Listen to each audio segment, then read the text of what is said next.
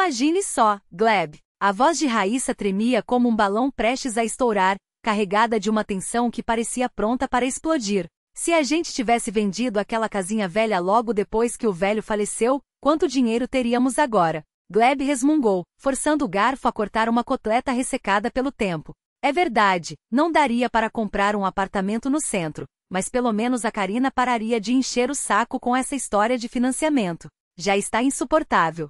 Toda noite a mesma ladainha. A chave girou na fechadura, interrompendo a conversa por um instante. Mas assim que Taísia cruzou a porta, as vozes subiram de tom, como se a presença dela fosse o sinal para aumentar o volume. Eis que ela chega. Gleb forçou um sorriso falso, tão artificial que doía nos ouvidos. Taísia, vem cá. Estávamos aqui falando justamente da sua herança. Ela hesitou no corredor, adiantando o inevitável. Os dedos não obedeciam, e o cachecol escorregava do gancho, caindo no chão uma, duas vezes, como se compartilhasse sua relutância em enfrentar o que a esperava do outro lado da porta da cozinha. O dia tinha sido daqueles que a gente gostaria de apagar da memória com uma borracha. Tudo que ela queria era se enfiar debaixo das cobertas e chorar até não aguentar mais. Mas à sua frente se desenhava mais uma cena do teatro familiar do absurdo. O cheiro de carne queimada e repolho azedo a atingiu assim que entrou. Aquele aroma sempre lhe causava uma náusea sutil. A mãe e o irmão estavam sentados à mesa, rodeados por pratos com restos do jantar.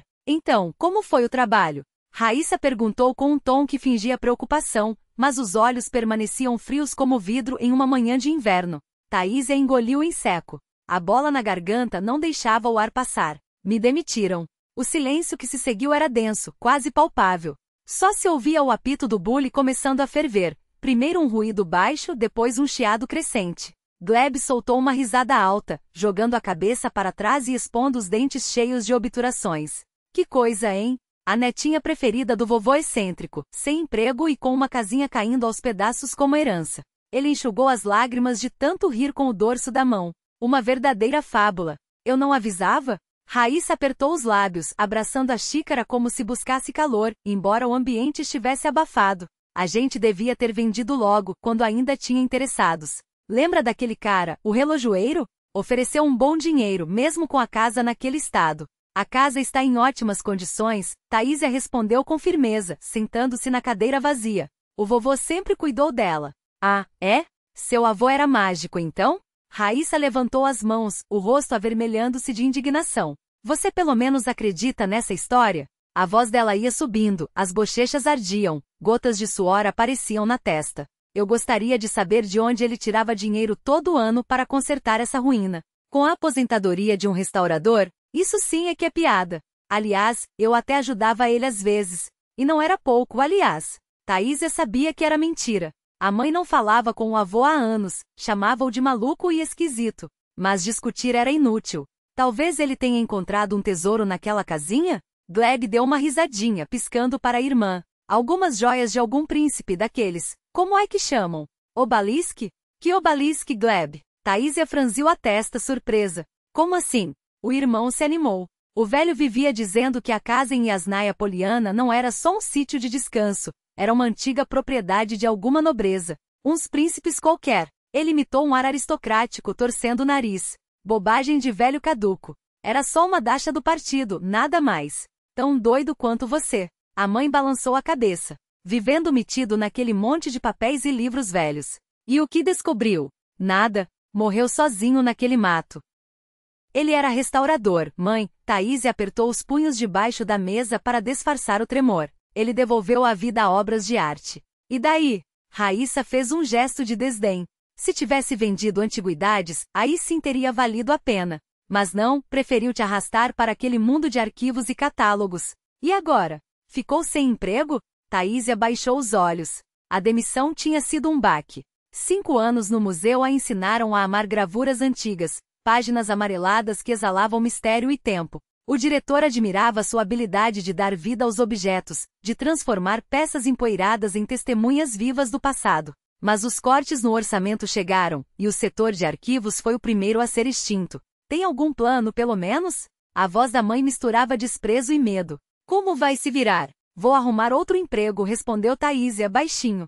Onde? Gleb abriu os braços, exagerando a surpresa. Na nossa cidade tem fila de empregadores esperando por arquivistas. Não seja irônico, a mãe o interrompeu, mas sem convicção. Embora ela tivesse razão. Para onde você vai agora, com essa sua formação? A Karina falou que o Mercadão está precisando de caixas, Gleb completou rindo. Imagina, você com seu diploma de honra contando troco para velhinhas. Taísia se levantou em silêncio. A sensação de impotência e mágoa dava lugar a algo novo, uma determinação fria como a água de um riacho no inverno. Acho que vou para Yasnaya Poliana, disse, olhando pela janela para o crepúsculo cinzento de março. Vou cuidar da casa do vovô. Raíssa bateu a xícara na mesa com tanta força que o chá derramou manchando a toalha. Você perdeu o juízo? O que vai fazer lá? Cavar a terra? Você é cidade grande, vai morrer de tédio, completou Gleb. Não tem internet decente, não tem shopping. Só velho e veranistas no verão, e no inverno então, nem se fala. Raíssa levou a mão ao peito. Neve até o pescoço, e você presa lá como num túmulo. Eu decidi, a voz de Taísia soou firme, como aço. Não tenho mais nada a perder aqui. Ela virou-se para a mãe.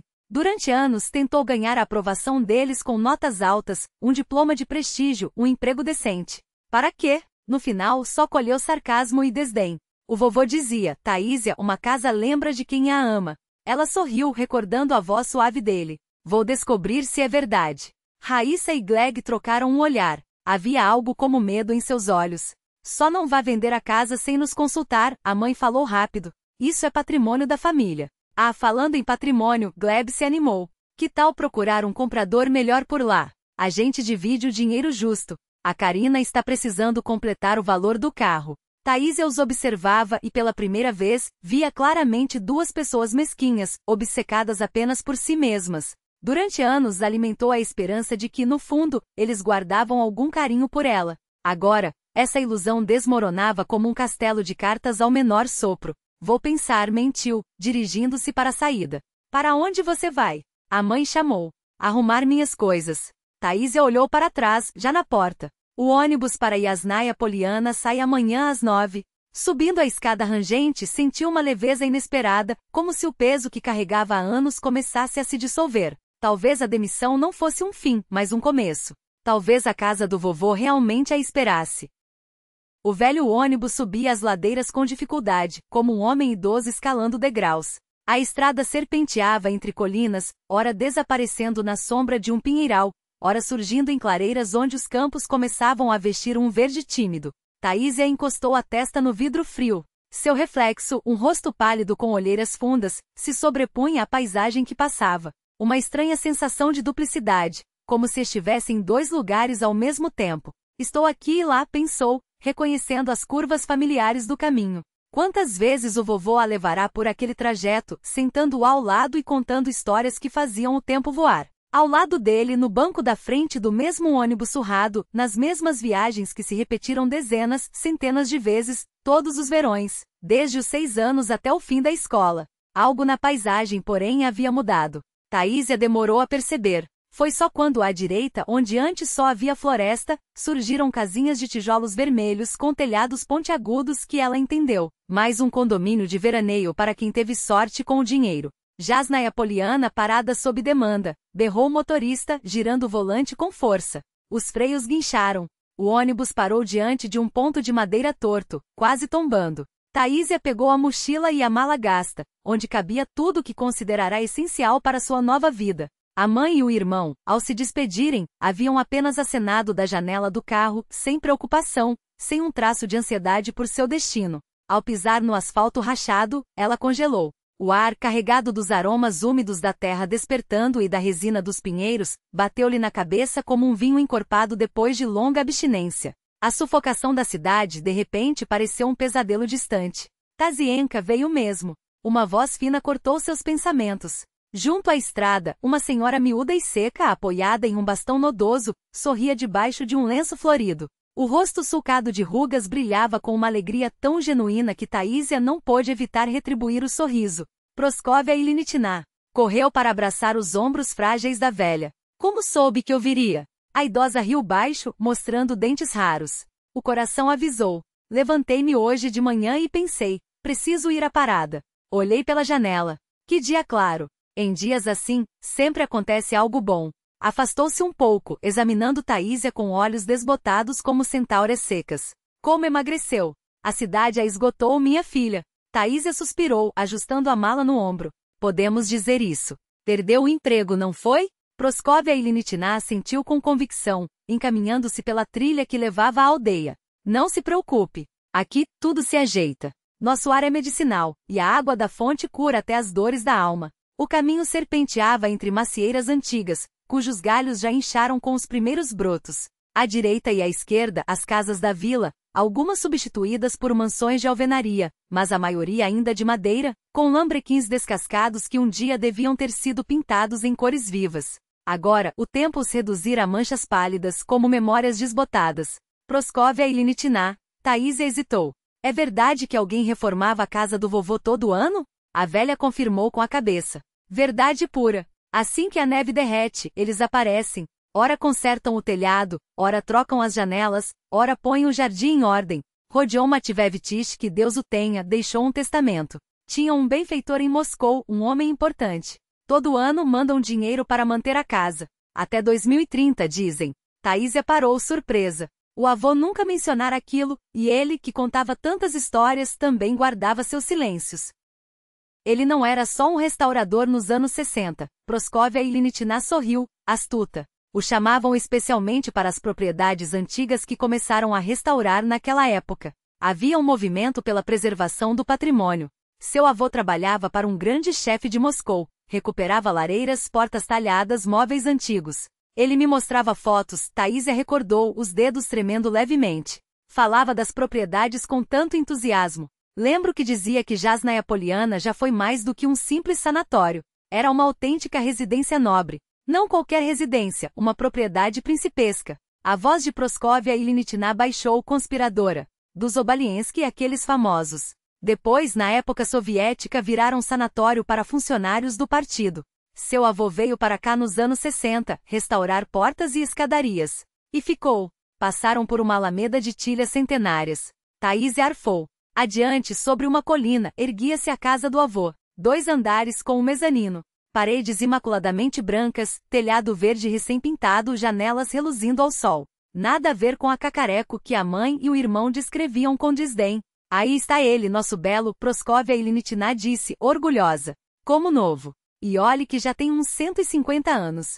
Quando demoliram a casa senhorial, preservaram este anexo. Era a morada do administrador. Taísia não conseguia desviar os olhos. A casa era deslumbrante, mas sua beleza trazia algo inquietante, como se as paredes guardassem segredos que não deveriam ser perturbados. Seu avô dizia que esta casa não guarda só memórias, mas dívidas de honra, Proscóvia Ilinitina murmurou, como se lesse seus pensamentos. Dívidas? De quê? Taísia virou-se para a velha, mas esta apenas sorriu, enigmática. Isso você mesma terá de descobrir, Tazienka. Não é assunto meu. Estendeu-lhe uma chave de ferro grande e pesada. Rodion Matvevitch me deixou isto. Disse, quando a neta chegar e entregue a ela. Esperei tanto. Quando enfim se decidiria? A chave rangeu na fechadura, resistente. O portão de madeira gemeu ao abrir, como um suspiro de boas-vindas. Entraram no pomar, onde as macieiras, ainda sem flores, exibiam galhos inchados de botões, prometendo uma explosão de branco e rosa. Vou indo, Tazienka. Proscóvia Ilinitina parou à porta. Descanse da viagem. À noite, venha tomar chá comigo. Moro 3 casas adiante, lembra? Quando a calçada de pedras rangiu sob os passos da velha, Taísia subiu os degraus do alpendre com cuidado. As tábuas estalavam debaixo dos pés, não com ameaça, mas como um reconhecimento, a casa lembrava seus passos. A segunda chave, de cobre e com recortes intricados, abriu a porta de carvalho. Dentro, o cheiro de madeira envelhecida, lavanda e algo intangível, talvez o próprio tempo, envolveu-a. Taísia percorreu os cômodos devagar, roçando os dedos nas superfícies. Tudo estava como na memória. A mesa de jantar de carvalho enegrecido, o aparador antigo com a coleção de xícaras de porcelana, a cadeira de balanço do avô junto à janela. E livros. Livros em todas as partes, nas prateleiras, nos peitoris, empilhados no chão. No quarto do avô, sua presença ainda pulsava. Parecia que ele acabará de sair e voltaria a qualquer momento. Sobre a escrivaninha, um livro aberto, com um marcador. Ao lado, os óculos no estojo gasto. Taísia passou os dedos pela lombada. A cultura das propriedades russas, séculos XV, XIX. Algo branco espreitava debaixo do volume a ponta de um envelope. Tirou-o com cuidado. Não estava lacrado. Dentro, uma folha dobrada em 4, com a letra firme e os floreios elegantes do avô, tão familiares que doíram. Tásia, se está lendo isto, chegou a hora de terminar o que eu não consegui. Procure no sótão. Mas lembre-se, alguns tesouros não trazem ouro, e sim paz à alma. Apertou o papel contra o peito. Lágrimas afloraram, não de tristeza, mas claras, como se o avô estivesse ali com a mão em seu ombro. Encostou-se à janela. O pomar, banhado pelo sol brando de abril, estendia-se diante dela, prometendo um recomeço. Naquele instante soube, finalmente voltará para casa. O sótão poderia esperar até amanhã. A vida inteira se desenrolaria para decifrar o enigma do avô. A casa vivia, respirava, as tábuas rangiam como uma canção de ninar, os ventos sussurravam entre as frestas das paredes. Taísia deitou-se na cama do avô, ouvindo aqueles sons. Não assustavam. Pelo contrário, embalavam-na como uma melodia da infância, quando ainda acreditava em magia. A carta. As últimas palavras. Os pensamentos antes de dormir giravam em torno da carta. O que haverá no sótão? Porque o avô guardou silêncio em vida. O cansaço, porém, falou mais alto. As pálpebras pesaram, e o sono a envolveu sem aviso, suave como uma brisa de verão. Ela estava diante da escada do sótão. A luz da lua invadia o corredor por uma janelinha estreita, transformando objetos comuns em silhuetas misteriosas. Uma tábua rangeu. Taísia virou-se. À sua frente, o avô. Não aquele que ela conhecera de cabelos brancos e rugas profundas, sulcos que mapeavam uma vida inteira. Este era jovem. Os cabelos escuros brilhavam. Os olhos irradiavam a mesma sabedoria, mas sem a sombra de tristeza que sempre os acompanhará. Taísia sorriu ele, estendendo a mão. Vem, eu esperava por você. A voz era familiar, quente como um abraço. Sem hesitar, ela colocou sua mão na dele áspera, marcada pelos calos do trabalho com a madeira. Avô, como? Ele levou um dedo aos lábios. Silêncio. O tempo é pouco. Preciso mostrar. Subiram pela escada estreita. Os degraus não rangiam sob seus pés. Era como se flutuassem sobre eles. O sótão banhava-se em uma luz azulada estranha, embora não houvesse janelas. O avô avançava com segurança, contornando pilhas de livros, malas antigas, caixas. Parou diante de um baú maciço, encostado nas vigas do teto. Na tampa, iniciais entalhadas. Ponto, aqui está o que deve voltar, disse ele. Não tive tempo. Agora é sua responsabilidade, Taísinca. O que há aqui, avô? Perguntou ela em um sussurro. Uma história que espera um fim, respondeu ele, com um sorriso ao mesmo tempo triste e terno. Confio em você. Sua figura começou a se dissolver na luz da lua. Avô, não vá, gritou Taísia, estendendo as mãos para o vazio. Estarei sempre com você, chegou até ela a voz, quase imperceptível. Olhe com atenção. Ela acordou com seu próprio grito. O coração batia descompassado na garganta. Gotas de suor umedeciam a testa. Do lado de fora, o amanhecer pintava o céu de um rosa pálido, prometendo um dia claro e sereno. O sonho era tão vivo que ainda sentia o calor da mão do avô. Foi só um sonho, disse a si mesma em voz alta. Mas no fundo sabia, era muito mais que isso. A memória trouxe uma imagem há muito esquecida. Ela tinha uns 10 anos. Brincava de esconde-esconde com as crianças da vila, entrou correndo em casa e viu o avô descendo cuidadosamente do sótão, com uma caixa pequena nas mãos. Ao vê-la, ele se sobressaltou, escondendo a caixa no armário. O que é isso, avô? Nada, Taísinca. Não suba ao sótão, está cheio de poeira e é perigoso. Promete que não vai lá. E ela prometeu, claro. Depois esqueceu. Até aquele dia. Após lavar o rosto e tomar uma xícara de chá forte, Taísia dirigiu-se decidida à escada do sótão. Sabia exatamente onde procurar, como se já tivesse estado ali centenas de vezes. O sótão a recebeu com penumbra e o cheiro antigo de livros. Raios de sol matinal filtravam-se pelas frestas do telhado, desenhando caminhos de luz no chão. Para sua surpresa, tudo estava impecável. Nenhuma teia de aranha, nenhuma camada espessa de poeira. Os objetos estavam arrumados, cobertos por um plástico transparente. Mestres pensou, lembrando-se das palavras de Proscóvia e Línicha sobre os misteriosos trabalhadores que cuidavam da casa. Avançou com segurança, como se guiada por uma mão invisível. Bem debaixo das vigas, exatamente como no sonho, estava o baú de carvalho maciço. Na tampa, iniciais entalhadas com esmero. Ponto. O coração acelerou. Os dedos tremiam ao levantar a tampa. As dobradiças rangeram, prolongadamente, como se o baú relutasse em revelar seus segredos. Na camada superior, desenhos e esboços. Obras do avô. Taísia folheava com cuidado as folhas amareladas, uma mesinha elegante com pernas esculpidas, uma escrivaninha com gavetas secretas, uma poltrona com pés em forma de patas de leão. Cada traço era preciso, cheio de amor pelos detalhes. Debaixo dos desenhos, fotografias em preto e branco, com bordas onduladas. Mansões dos anos 1960, algumas em ruínas, outras em restauração. No verso de cada uma, a caligrafia cuidadosa do avô. Propriedade dos Sheremetel, 1963, Casa dos Dombalinski, região de Moscou, 1967. Seu olhar deteve-se na última foto. O avô jovem, igual ao do sonho, posava diante de um edifício imponente com colunas.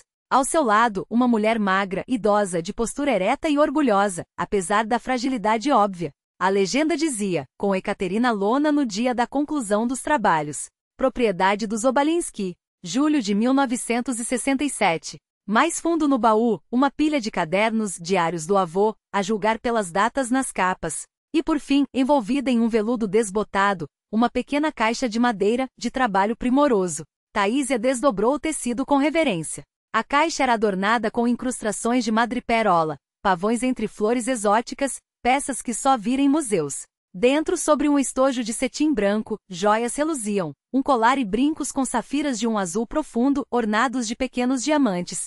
Na parte traseira do fecho do colar, uma inscrição. Para Ekaterina, minha estrela, traduziu Taísia, decifrando as palavras em francês. Ao lado da caixa, um envelope. Com mãos trêmulas, retirou dali algumas folhas cobertas pela letra conhecida. Querida Taísia, em 1967, trabalhei na propriedade dos Obalinski, perto de Moscou. A dona Ekaterina Lona estava doente sozinha. Antes de morrer, entregou-me estas joias com as seguintes palavras: devolva-as à minha neta quando a encontrar. Que nossa família enfim encontre paz. Procurei herdeiros por 50 anos, sem sucesso. Agora, esta missão é sua. As joias carregam uma maldição, a culpa de nossa família. Não cumprimos a última vontade de uma mulher moribunda. Nas páginas seguintes, o avô contava a história dos Bolinski. Uma linhagem nobre do século XV, rica, influente, próxima à corte imperial. Depois a Revolução, execuções, confisco de bens. Ekaterina Lona, neta do príncipe Obalinski, escapara por milagre nos anos 1920. Trabalhou como professora, sobrevivendo em um quartinho da antiga propriedade da família, transformada em sanatório para funcionários do partido. Tinha uma irmã, Lyudmila, que emigrou para Paris. Pouco antes de morrer, Ekaterina soube que Lyudmila tivera uma filha, Verônica. Era a ela que as joias deveriam ser entregues. Prometi encontrar Verônica, escreveu o avô, mas na União Soviética era impossível. Nenhum contato com emigrados. Depois da perestroika, tentei por organizações internacionais, mas o rastro se perdeu. Perdoe-me por transferir este fardo a você, mas sei que conseguirá. Sempre soube encontrar o que os outros davam como perdido para sempre. Taísia fechou os olhos, apertando a carta contra o peito. Agora entendi a melancolia que sempre vira nos olhos do avô. Ele carregara por toda a vida o peso de uma promessa não cumprida. Acreditara que as joias, relíquias da família Obalinski, deveriam voltar aos legítimos donos. E agora aquela responsabilidade caía sobre seus ombros, pesada, quase insuportável, mas também libertadora. Encontrarei ela, avô. Sussurrou, olhando para a fotografia. Prometo. Um raio de sol escapando por uma fresta no telhado incidiu sobre as safiras. Elas arderam em um fogo azul intenso. Foi impressão sua, ou as pedras realmente responderam ao seu juramento? Brilharam mais forte, como se aprovassem sua decisão. Com cuidado, Taísia recolocou as joias na caixinha de joias. No dia seguinte começariam as buscas. Ela não fazia ideia por onde iniciar, mas a determinação ardia dentro dela como uma chama. O avô acreditara nela. Não o decepcionaria. Não decepcionaria aquelas mulheres mortas, cujas vidas foram despedaçadas pela guerra e pela revolução. Não decepcionaria a família que jamais pôde se reencontrar. E acima de tudo, não decepcionaria a si mesma, aquela que só agora começava a compreender o que significava ser verdadeiramente fiel a um dever. A manhã de maio recebeu Taísia com um sol caricioso em Kaluga. Ela estava sentada em um café defronte à loja de antiguidades Starina, mexendo distraidamente em um café que há muito esfriara. Na bolsa, apertada contra o corpo, repousava a caixinha com as joias. Sempre que alguém passava muito perto, um nó se formava em seu estômago. Ela apertava ainda mais a alça contra si, como se temesse que as safiras pudessem desaparecer a qualquer momento. 3 semanas morando na casa do avô. 3 semanas relendo seus diários, examinando fotografias desbotadas, tentando decifrar nos olhos daqueles retratos um ponto de partida. E agora finalmente decidirá-se. O primeiro passo era descobrir o que afinal tinha em mãos. Qual era o valor daquilo? O sino sobre a porta da loja tilintou, anunciando a saída do último cliente. Taísia inspirou fundo e atravessou a rua. Dentro, o ar cheirava a papel envelhecido e madeira polida. Atrás do balcão, um homem de cabelos grisalhos e óculos de aro dourado fino a observava com curiosidade. Leonid Vsevolodovich Sinitsyn, ex-curador do Museu Regional onde Taísia trabalhara outrora. Tazenka. Sorriu ele reconhecendo-a. Que surpresa! Ouvi falar do seu desligamento. Uma pena essas demissões em massa. Sacudiu a cabeça e naquele gesto havia uma sinceridade que a fez relaxar os ombros. Bom dia, Leonid Vsevolodovich, respondeu ela com um sorriso tímido. Vim por um assunto importante. Podemos conversar a sós? Ele a estudou por sobre as lentes, depois assentiu. Trancou a porta da loja, virou a placa para fechado e indicou o caminho. Vamos para a despensa. Lá tem até um bule. Você está pálida. Muito pálida. No apertado cômodo dos fundos, abarrotado de caixas com livros antigos, Taísia colocou a caixinha sobre a mesa. As mãos tremiam, teimosas. Precisava saber o que aquilo representava. E quanto poderia valer. Sinitsyn abriu a caixinha com cuidado. Seus olhos se arregalaram. Uma das mãos estremeceu, quase sem querer. Bozimoi, murmurou, aproximando o colar dos olhos. De onde você tirou isso? Taísia resumiu a história. A herança do avô, o baú, a carta, Ekaterina Lona Obalienskaya. Olenka! Exclamou o antiquário, como se um quebra-cabeça se encaixasse. Eu desconfiava. Veja este padrão de trançado, girou o colar em direção à luz. E estas safiras com este corte específico. É obra de Balim, joalheiro da corte. Final do século XIX. Taísia contive a respiração. Então o senhor pode avaliar? Avaliar? Sinitsyn recolocou o colar na caixinha com delicadeza. Não, minha cara, eu não farei isso. Estas são as joias da família Obaliensky. Não se vendem. Devolvem-se. Fitou-a com intensidade. Você não veio aqui para vendê-las, veio? Ela balançou a cabeça, a garganta apertada. Não, quero encontrar a herdeira. Meu avô acreditava que havia uma maldição sobre elas até que voltassem aos Obaliensky. O antiquário assentiu pensativo. Seu avô era um homem sábio. E honesto. Serviu chá em 2 xícaras enquanto refletia. Sabe o que eu lhe digo? Vá a Moscou, ao Buró de Genealogia e Heráldica.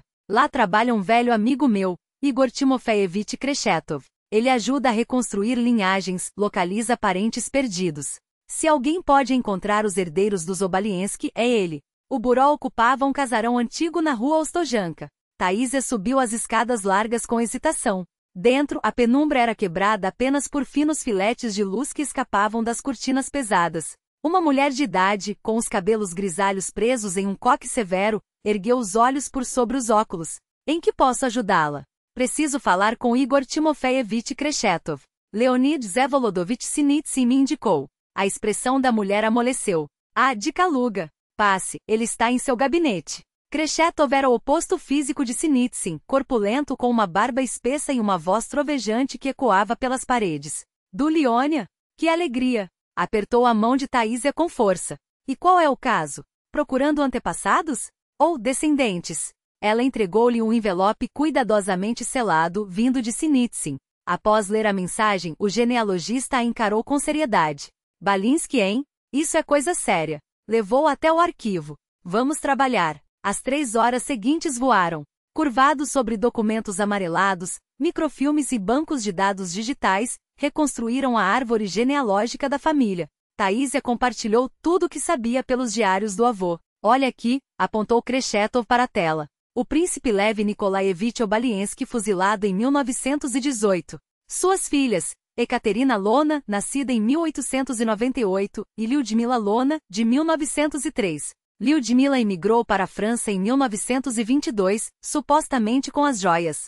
Ela conseguiu levar tudo? Perguntou Taísia. Dovido balançou a cabeça. A maior parte foi confiscada em 1918, quando prenderam o príncipe. O que restou com Ekaterina, ela deve ter escondido. Fez uma pausa. Ela era professora, não se esqueça. De francês, em uma escola rural. Taísia recordou as anotações do avô. É verdade. E em 1960, quando a antiga propriedade foi convertida em sanatório, Deram-lhe um quarto por exceção, como ex-dona. Foi lá que conheceu meu avô. Kreshetov clicou no mouse, abrindo uma nova janela. Quanto a Lyudmila, viveu na França até o fim. Casou-se com um diplomata, teve uma filha, Verônica, em 1942. Morreu em Paris, em 1987. E Verônica? O genealogista sorriu, triunfante. A Verônica Shakivovna Lambert, também conhecida como Obalienskaya, retornou à Rússia em 1994. Bateu o dedo na tela. E o mais interessante, está viva. Mora em uma propriedade restaurada dos antepassados, em Tsaritsino, nos arredores de Moscou. Algo se contorceu dentro de Taísia, um misto de medo e alívio, como se o destino lhe estendesse uma mão enluvarada. O senhor tem o endereço? Melhor. Kreshetov deslizou um papel sobre a mesa. Tem o telefone. Feito à minha bisavó no dia de seu casamento. Um presente que simbolizava não apenas amor, mas também uma promessa, que a linhagem Obalienskaya jamais se esqueceria de suas raízes, mesmo nos tempos mais sombrios. A voz de Verônica Davidovna tremia, mas não de fraqueza. Era a emoção de quem finalmente segura um pedaço perdido de si mesma. Ela ergueu os olhos para Taísia e neles brilhava uma gratidão tão profunda que a jovem sentiu o peso da própria decisão se transformar em algo leve, quase etéreo. Você não imagina o que isto significa, murmurou a condessa, acariciando as pedras com um cuidado quase reverente. Minha tia Caterina contou-me, em suas cartas, como seu avô arriscou tudo para salvar estas joias. Ele poderia tê-las vendido, como tantos outros fizeram naqueles anos terríveis. Poderia tê-las escondido para si. Mas não. Ele as guardou como um depósito sagrado, esperando que um dia voltassem ao lugar certo. Taísia engoliu em seco. As palavras de Verônica Davidovna ecoavam o que ela própria sentirá ao segurar a chacatuca pela primeira vez. Aquele não era um simples objeto de valor material. Era um fio invisível que ligava gerações, um pacto silencioso entre o passado e o futuro. Meu avô sempre dizia que a verdadeira nobreza não está no sangue, mas nas escolhas, confessou Taísia baixinho. Ele acreditava que estas joias carregavam mais do que pedras preciosas. Carregavam uma história que não podia ser apagada. Verônica Davidovna assentiu, os dedos ainda dançando sobre os safires como se lessem uma partitura conhecida apenas por ela. Sua família honrou essa história, disse finalmente. E agora, você também. Um silêncio cômodo se instalou entre elas, preenchido apenas pelo tic-tac discreto de um relógio de pêndulo no canto da sala. Do lado de fora, o vento balançava os galhos dos lírios centenários, e o sol da tarde pintava tudo em tons dourados, como se a própria natureza celebrasse aquele momento. Permita-me mostrar-lhe algo, pediu a condessa, levantando-se com uma graça que desmentia sua idade. Ela dirigiu-se a uma escrivaninha de mogno, abriu uma gaveta e retirou um pequeno cofre de madeira escura, incrustado de madreperola. Isto pertenceu à minha bisavó, Anna Obalienskaya. Ela o levou consigo quando fugiu da Revolução. Taísia observou fascinada, enquanto Verônica Davidovna abria o cofre com uma chave minúscula. Dentro, sobre um forro de veludo desbotado, repousava um medalhão de ouro com um retrato em miniatura, o rosto de uma mulher jovem, de olhos claros e expressão serena. Minha tia Caterina, explicou a condessa, entregando-o a Taísia com delicadeza. Ela foi a última a usar as joias que você me devolveu hoje. E foi ela quem pediu a seu avô que as protegesse, custe o que custar. Taísia segurou o medalhão contra a luz, e por um instante lhe pareceu que os olhos da mulher na miniatura piscaram, como se aprovassem sua presença ali. Uma onda de calor subiu por sua espinha. Não era medo.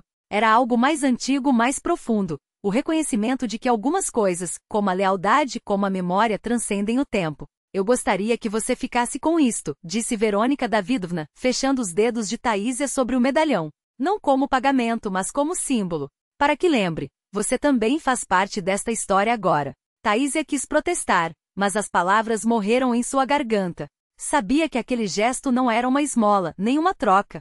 Era um convite para pertencer a algo maior do que ela mesma. Obrigada, foi tudo o que conseguiu dizer, a voz rouca. Verônica Davidovna sorriu, e naquele sorriso Taísia viu o eco de todas as mulheres Obalienskaya que a precederam. As que fugiram, as que resistiram, as que guardaram segredos nos bolsos enquanto o mundo desabava ao redor.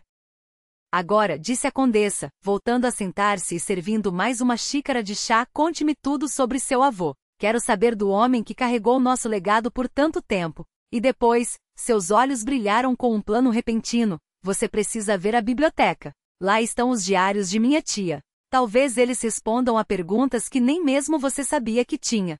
A história que a Condessa Verônica Davidovna começou a desvendar era como um bordado antigo. Cada ponto revelava um fio de memória, cada linha conectava destinos separados pelo tempo. Tudo começou com o diplomata francês Jacques Lambert e sua bisavó, Ekaterina Nikolaevna Obalenskaya. Anos 1890, um noivado selado em um baile em São Petersburgo, quando ela tinha apenas 18 anos. Diziam que Ekaterina era de uma beleza ofuscante, tão radiante que o jovem francês perdeu o coração na primeira valsa. Taísia ouvia em silêncio, quase sem respirar, como se qualquer movimento pudesse dissipar aquele momento de reconexão com um passado que ela só conhecia por fragmentos. Com uma família que já não existia mais senão nas fotografias amareladas e nas histórias sussurradas. Procurei essas joias por 30 anos, continuou Verônica Davidovna, sem esconder as lágrimas que escorriam por seu rosto marcado pelo tempo. Sabia que elas tinham que estar em algum lugar da Rússia.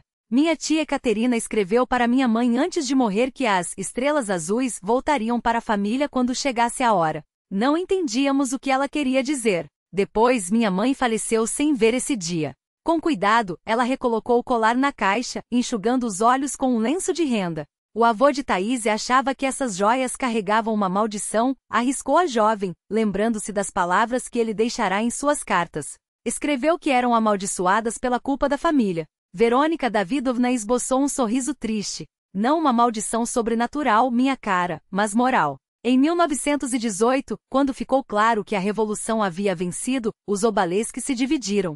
Sua voz era calma, mas cada sílaba carregava o peso de uma dor antiga, sedimentada. Meu avô foi fuzilado. As palavras caíram no ar como pedras em um lago quieto. Minha avó fugiu com as filhas Ekaterina e Lyudmila para uma propriedade perto de Kaluga. Lá, dividiram o pouco que restava das joias da família. Lyudmila, minha mãe, deveria seguir para a França, onde ainda tínhamos contatos. Ekaterina ficou na Rússia, cuidando da propriedade, na esperança de que um dia tudo voltaria ao que era. Ela se levantou, dirigiu-se a uma escrivaninha antiga e abriu uma gaveta secreta. Dela, retirou uma fotografia desbotada. Aqui estão elas, as irmãs. Duas jovens em vestidos claros, de traços delicados e postura altiva, quase gêmeas em aparência, mas com olhares distintos. Uma tinha esperança nos olhos, a outra medo. Antes de se separarem, juraram que quem sobrevivesse guardaria a memória da família e um dia, reuniria as relíquias dispersas. Lyudmila conseguiu levar parte da prata e alguns documentos para a França. Ekaterina escondeu o conjunto de safiras em um esconderijo na propriedade, mas depois o imóvel foi confiscado e ela, expulsa. Como as joias acabaram com você nos anos 1960? Perguntou Taísia, surpresa. Verônica Davidovna voltou a sentar-se, como se o peso da história a obrigasse a descansar. Quando a propriedade foi transformada em sanatório, Ekaterina, já uma professora aposentada, conseguiu uma pequena sala lá, como vítima do regime czarista. As autoridades locais não sabiam que ela era uma Obalenskaya. Vivendo sob o sobrenome do marido, pôde voltar às paredes que a viram crescer. Encontrou o esconderijo e, sentindo a morte próxima, entregou as joias ao seu avô. Ela confiou nele. Um novo suspiro, outra lágrima enxugada. Porque via nele um homem de honra. E não se enganou. Agora, depois de tantos anos, graças a Taísia e ao seu avô, o juramento das irmãs finalmente se cumpria.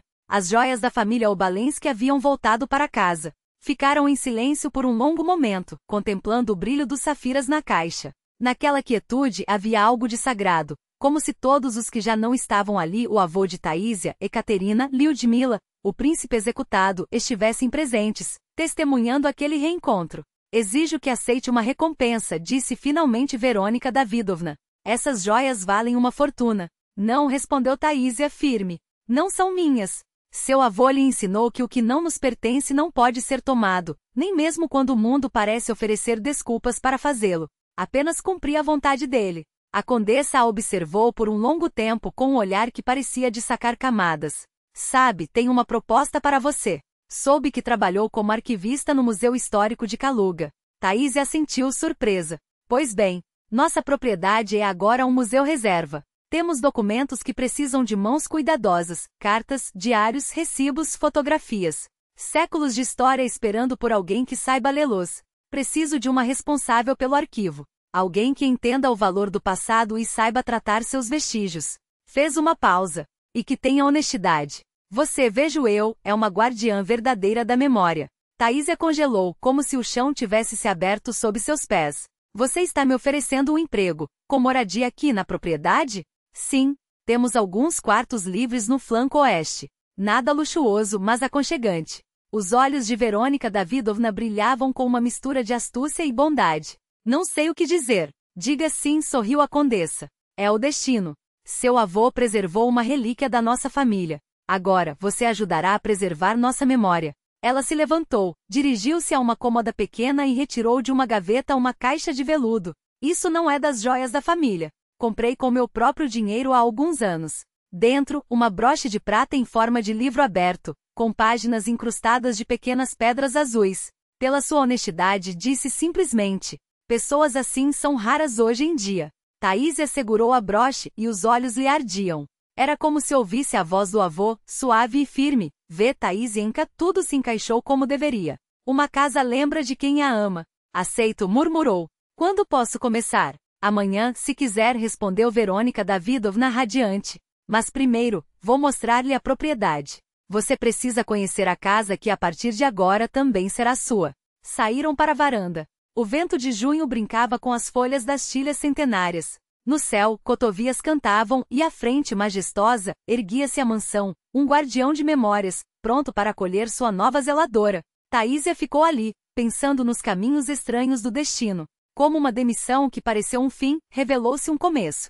Como uma perda transformou-se em encontro. Como a honestidade, que poderia tê-la deixado com nada, lhe deu mais do que jamais ousara sonhar. Seu avô sempre soube. A verdadeira riqueza não está no ouro nem nas pedras, mas na capacidade de permanecer humano, especialmente quando isso é difícil. Obrigado, vovô sussurrou, olhando para o céu. E por um instante lhe parece que além das nuvens, ele lhe sorri em resposta. Ao seu lado, uma jovem com um caderno de anotações, Zoya, funcionária do Museu Regional de Kaluga, que nos últimos meses se tornará uma amiga querida. Olhe só, já montamos a exposição sobre o período soviético, disse ela, enquanto os olhos de Taísia percorriam o espaço transformado.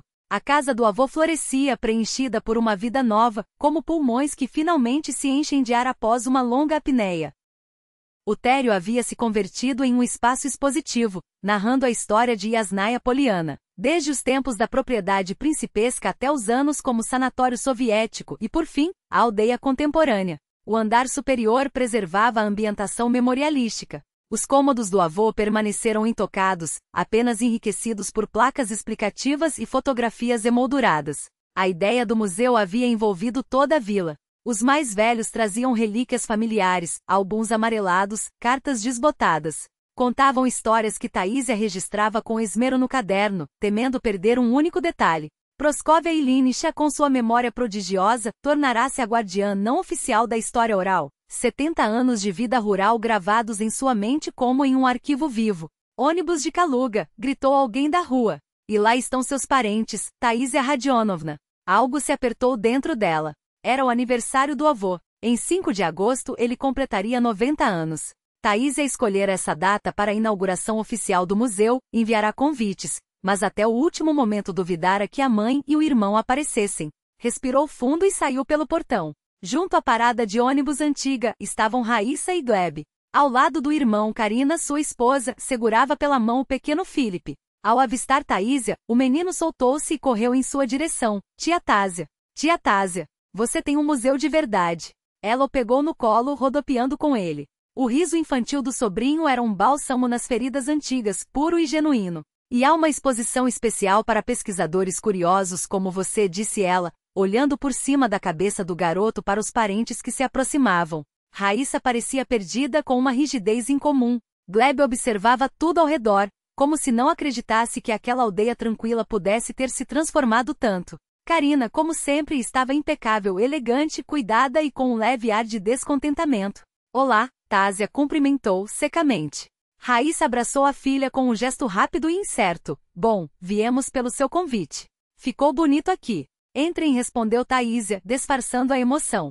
A cerimônia começa em 1 hora. Enquanto isso, quero mostrar a vocês a casa. O museu.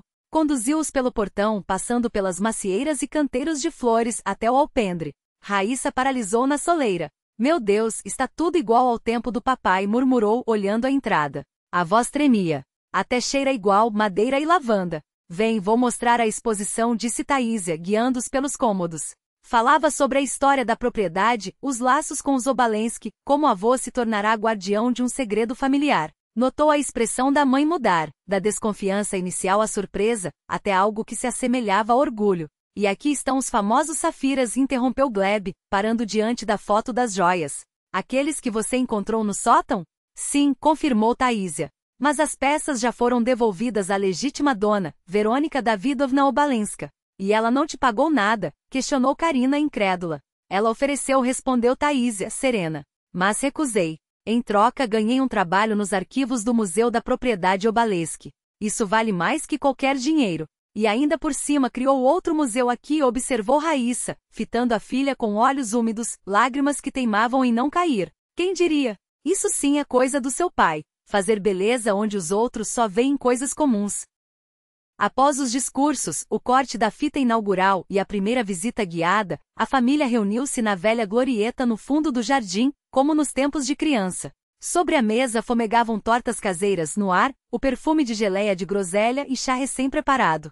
Sabe, Tásia, eu achava que você ia enlouquecer de tédio aqui, admitiu Gleb, tomando um gole. E você não só organizou um museu como ainda arrumou trabalho naquela propriedade histórica em Moscou. É de não acreditar. Seu artigo no Vestnik de Kaluga causou sensação no meu escritório, surpreendeu-se Karina. Todos perguntavam, não é possível que seja aquela sua parenta esquisita? Tive que confessar que sim. Pela primeira vez, seu sorriso não continha ironia. Encontrei meu lugar, respondeu Taísia, simplesmente. O vovô sempre dizia que cada um tem um destino. Basta ouvir a própria voz. Raíssa a observava em silêncio. Agora não segurava mais as lágrimas. Tásia finalmente sussurrou, a voz quebrada. Me perdoe. Eu não entendia quão forte você havia se tornado. Tinha medo de que você se perdesse entre livros e papéis velhos. Calou-se, engolindo o choro. E olha o que você fez.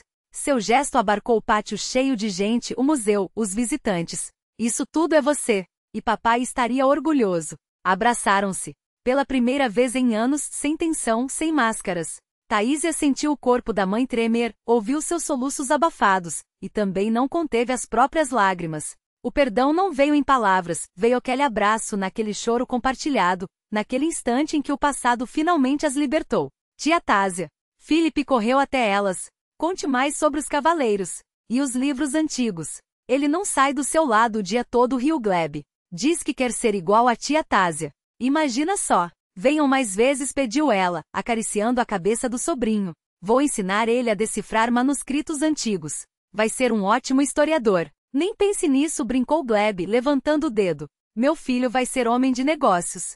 Mas em sua voz já não havia a antiga inflexibilidade. Algo havia mudado nele. Em todos eles. Quando a noite caiu e os últimos convidados se despediram, uma figura elegante apareceu no portão. Uma senhora idosa, acompanhada por um motorista que carregava um embrulho pesado. Verônica Davidovna. Taísia correu ao seu encontro. A senhora veio. Como poderia perder um evento assim? Sorriu Obaliska. Um pequeno centro cultural no interior é exatamente o que nosso país precisa. Trouxe um presente para o museu. O pacote, envolto em papel grosso, revelou-se uma pintura. Ao desdobrá-la, Taísia conte a respiração. Era o retrato de Ekaterina Lona Obalenska, já não jovem, mas ainda portando uma beleza nobre. Costas eretas. Olhar altivo, idêntico ao da fotografia com seu avô. Pintura de 1966, explicou Verônica Davidovna. Um dos últimos retratos de minha tia Ekaterina. Seu avô não está na tela, mas ela sempre dizia que foi ele quem a convenceu a posar. Acho que este quadro deve ficar aqui, na casa do homem a quem ela confiou a relíquia da família. O círculo se fechará. Ekaterina Lorna retornará a Yasnaya Poliana, não em carne, mas em espírito, através da tela. E suas joias, por fim, encontraram sua legítima dona. O avô poderia descansar em paz. Sua dívida estava quitada. Sua culpa redimida. Ele havia ensinado a ela que a verdadeira fidelidade não era apenas ao dever, mas à própria essência da existência. O avô lhe mostrará que a riqueza autêntica não se media em ouro ou propriedades, mas na quietude de uma consciência em paz consigo mesma. Um sopro de vento levantou uma folha seca do chão, fazê-la dançar em espiral antes de depositá-la suavemente sobre a grama. Lá no fundo da casa, os primeiros murmúrios dos visitantes começavam a ecoar pelos corredores. Era a hora de iniciar mais um dia. Taísia observou seu reflexo no vidro antigo da janela, onde as imperfeições do tempo distorciam levemente sua imagem. como se o passado e o presente se fundissem por um instante. Agora ela compreendia com certeza, as paredes daquele lugar guardavam não apenas madeira e pedra, mas a memória daqueles que o amaram. E as pessoas, por sua vez, lembravam-se daqueles que preservavam suas histórias.